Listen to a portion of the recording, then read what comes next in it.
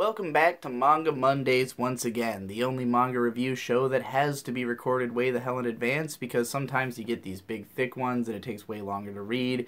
You know, it takes twice as many dumps to get through. Anyways, I'm going to be talking about The Drops of God Volume 1, an omnibus release from Vertical that I had never heard of. I picked this up because there's an anime store in my town called Hammer Girl Anime that has probably the biggest manga selection I've ever seen in person. And they had a bunch of shit I'd just never seen before and I was really curious about, so I went for it. And this one is about wine sommeliers. I think that's how you pronounced it. Somms? I'll just call them Somms. It's about wine somms, and I was just really curious about it. They only had volume 1 of this, and then volume 1 of, like, a second series of it, I guess. I don't know if it just, like, stopped and started again later, if there's a new character or a new plot or something. But this seems like it's not super far into a manga that was designed to go on for a while, so I don't know if they're part of the same series or what. But in any case, this was an interesting read, because it's about wine tasting. It's about a main character who, his father was a very famous sommelier and critic who dies and leaves behind a fortune worth of wine.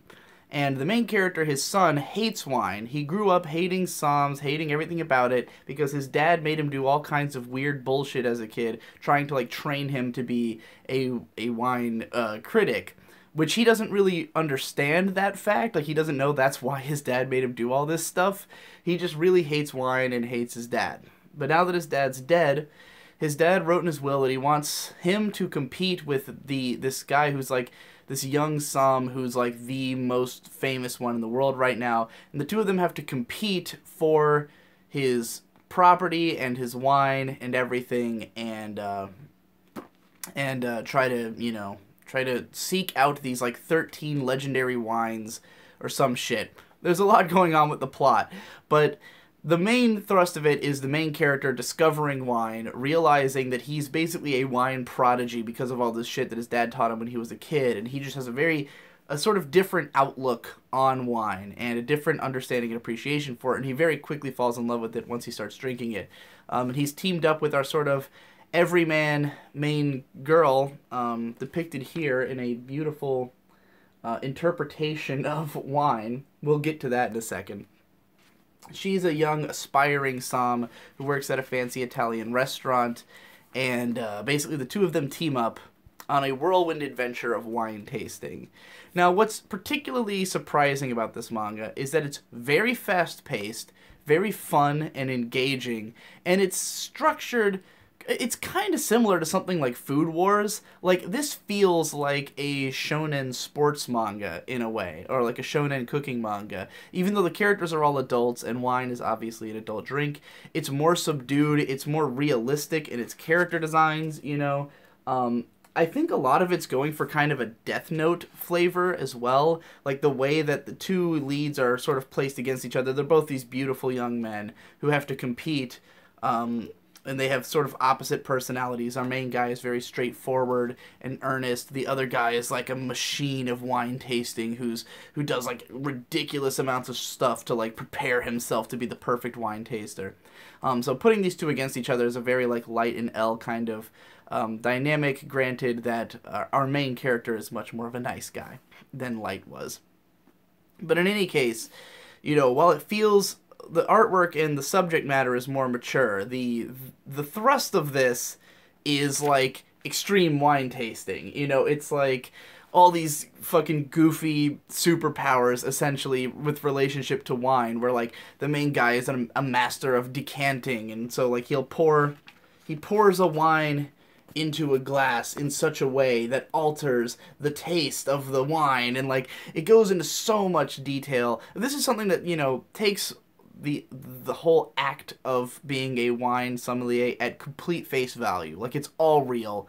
It's all exactly as, like, detailed as they say it is. You know, they can detect the soil used in what year and, like, all these different flavors and hints, and this is just, like, accepted as the reality of the wine. You know, like, this is not just as like seen as cartoonish as it is in real life, which makes it pretty entertaining. And I mean, the metaphors get pretty out there. Where like the first time that the main character tries wine, it's because this dude at a bar gives him a taste, and he immediately visualizes this. He immediately visualizes himself at a concert.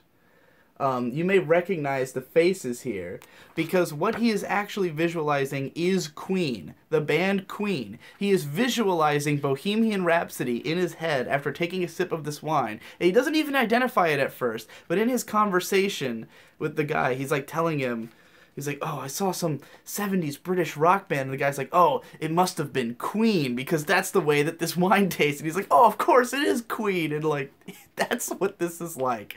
So it's a little fucking over the top. But it's amazing the scenarios that it comes up with to like revolve wine around. Like, they come up with some pretty clever shit for like how wine can be the crux of solving a romantic situation or saving someone's business, or like just all these little side stories the main characters get involved with. And it moves really fast. Like, most of this book takes place in like 2 nights. And it's pretty fucking thick, as you can see. It's basically, it's 2 full volumes, I think, in this. And yeah, I was just kind of shocked by how interesting they could make wine tasting without going so ridiculous that it's like, I mean, it's definitely implausible as fuck, but it doesn't totally dip into the realm of the absurd. You could still get like an adult to read this, you know, like someone who's not a manga person could probably appreciate this. According to the quotes on the back, Decanter magazine called it arguably the most influential wine publication for the past 20 years. This manga was apparently really big in, Italy somewhere. This was big in both, like, Japan and in some European countries who actually give a shit about wine. It took a long time to come out here. I will say of this printing that I think this was an early Vertical release, because Vertical, these days, their books are very fancy and well put together. This one looks like shit. The typesetting is hideous. I don't know. It looks like it was done in GIMP. Like, unironically, it looks like it was done in GIMP. But the typesetting's really ugly. The typeface is really ugly. Translation's fine. But, like, and I mean, there's a lot of detail in the dialogue about wine. Like, it's all real wines, real history of wine. But again, every, like, legend, every, you know, almost superstitious aspect of wine is taken completely seriously.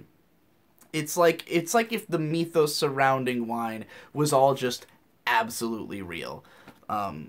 Which is good. It's an entertaining read. And you can learn a lot about wine. And it made me want wine. This book is the reason, if you listened to Digi and May do Wario World, where I talked about getting really drunk on Italian wine at an Italian restaurant, it was because after reading this, I really wanted to, like, buy expensive wine. Not that it was, like, real expensive wine or anything, but, you know, the prices are fucking outrageous of the shit that they drink in this manga.